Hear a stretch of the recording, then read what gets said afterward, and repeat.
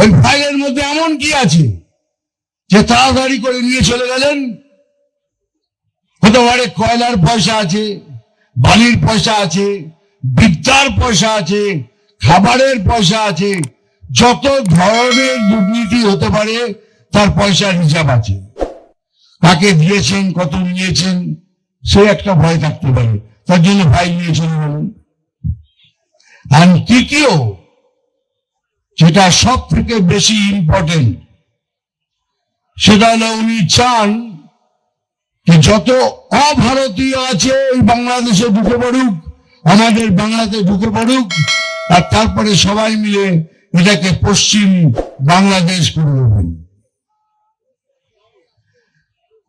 এটা কি এত সোজা? পশ্চিম বাংলাদেশ করে দেবেন? যতদিন আমার এই গায়ে এক ফোঁটা রক্ত আছে না, ততদিন कोई माई का लाल लेकर नहीं सकता।